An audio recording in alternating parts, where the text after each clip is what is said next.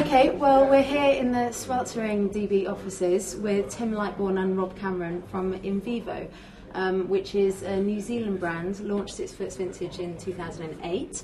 And Rob and Tim are a pooling of talents. They're school friends, but one of them's a marketing guru, the other one's a winemaker who makes wines all over the world. But they've come together to produce this New Zealand brand. Guys, welcome to London. Welcome to our offices. Nice to see you. Had a good trip so far? Really good. Yeah, very good. Great weather. And, it's been really good. Pretty surprised about the weather. Nobody expects this when they come to London, so it just doesn't really happen. Yeah, very good. So let's talk about Invivo, because it's done incredibly well. So the first vintage was launched in 2008. And since then it's won numerous awards, or various wines have won numerous awards, and it's now, the Sauvignon Blanc is now listed with Air New Zealand, is that right?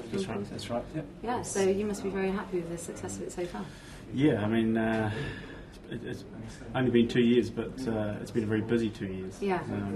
Launching a brand in a recession, and in 2008 happened to be one of the largest vintages that New Zealand has seen for a while. Yeah. And we've really had to run to get the business underway.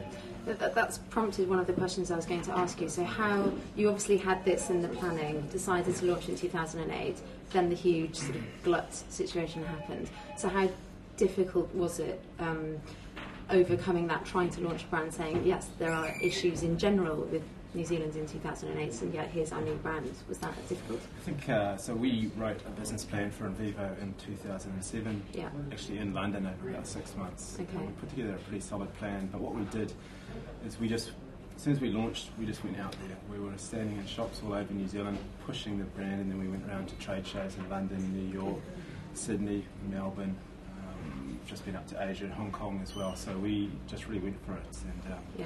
And in terms of the strategy, we've approached it a little bit different. So, straight away you see from the label, we asked a New Zealand fashion designer to design the label. It's Invivo, one of our biggest designers, and they did a great job of it. It really stands out on shelf.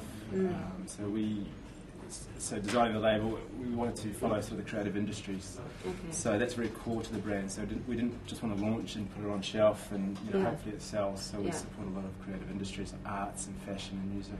Yeah. So before we started, we identified that we had to really be different. We had to be really proactive in the market with everything we did. Yeah.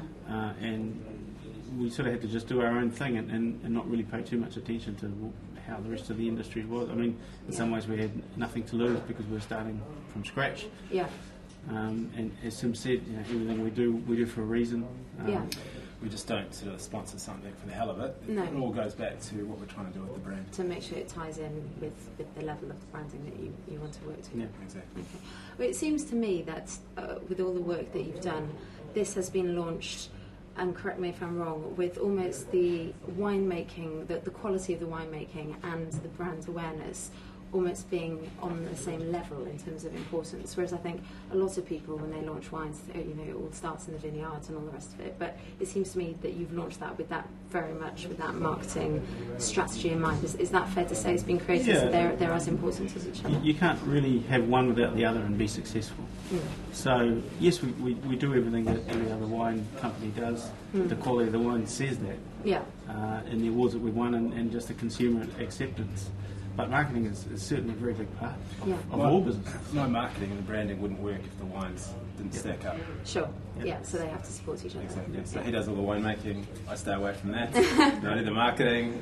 We could try dabbling in it. You never know what might happen. He's going, what the hell are we doing that for? I said, it's okay. It's all right. You should try job swap for a week or something. See how that works. No. I prefer my hands dirty. Is it harder or easier coming into launching a wine brand talking about is the Pinot Noir from Marlborough as well? No, it's not Central Otago. Yep. So launching, for example, the Marlborough Sauvignon Blanc, was it easier or harder, do you think, launching that when it's already so established, people have their perceptions of what it should taste like? Is it harder coming into it at a much later stage, or would it... do you think it was hard at the beginning when people were trying to get a reputation? I don't think you could establish a New Zealand wine brand without Sauvignon Blanc being a core. Of course. Because sometimes we've had some resistance from the trade. Yeah. They're a bit tired of it. But the actual consumers, they're not.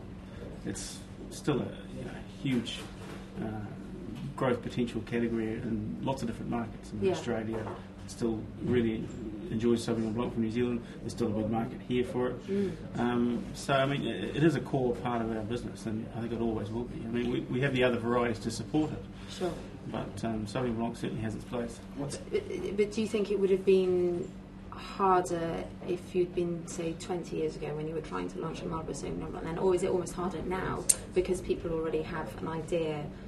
No, I think probably would have been harder 20 years ago too, because it's something completely new. Yeah. The risk and rewards are a bit different. So. Yeah, that's true. That's true.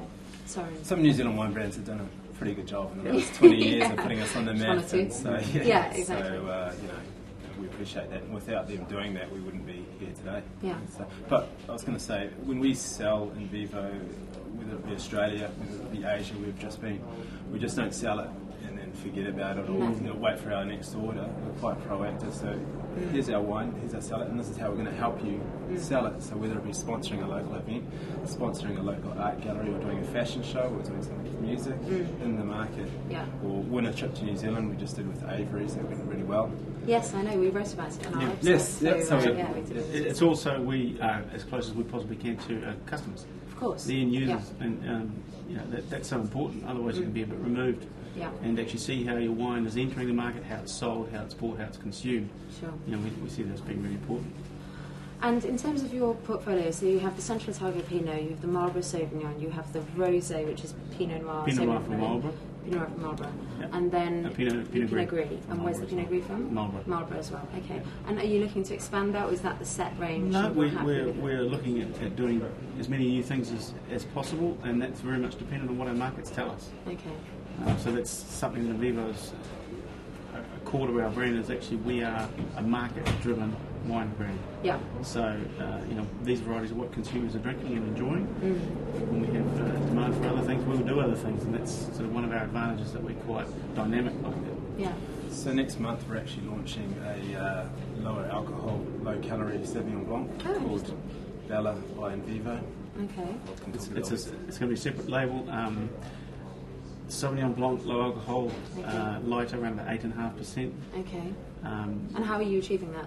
So through the vineyard, initially, working with a particular plot that delivers really good fruit flavours with low natural sugar. Okay. And so working with the canopy and over the season, trying to get fruit that has flavour and has some texture and body without accumulating high sugar. Because I assume picking Sauvignon Blanc early wouldn't be very good, so if you it'd be pick it pretty early, difficult. You wouldn't be able to drink it. The challenge is that it's not too green or acidic. So exactly. that's the challenge. And I think we've achieved it quite well. Yeah. Oh, good. Well, that's interesting. And is that being launched over here in the UK? Yes, and in Australia and New Zealand. So we're sort of working a lot with the on-trade. Yeah. Perhaps some airlines, looking to stock it on board as a lower alcohol alternative. Okay. We are putting a nutritional table on the back label. Okay. Which is going to be quite unique. The label is actually clear, you're going to see straight through the bottle. Oh, we think there is some consumer demand for lighter wines for there is lots of different absolutely occasions. over here in the UK that there certainly is, and there's been quite a lot of noise about it. But it's been the same in Australia and New Zealand, you found? Yeah, in particular the low calories, low carbs, things like that.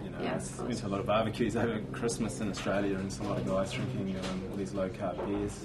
Oh really? Things like that. The guys are. So I think they're going to wake up in the morning being all toned and ripped and things. But sort of got us thinking, and sort of the challenge to Rob was, can we do this with wine? I mean, it's not a new concept. No. But we are trying to target a certain market and support it a certain way. So we're working with sponsoring New Zealand Fitness Awards later this year. Okay.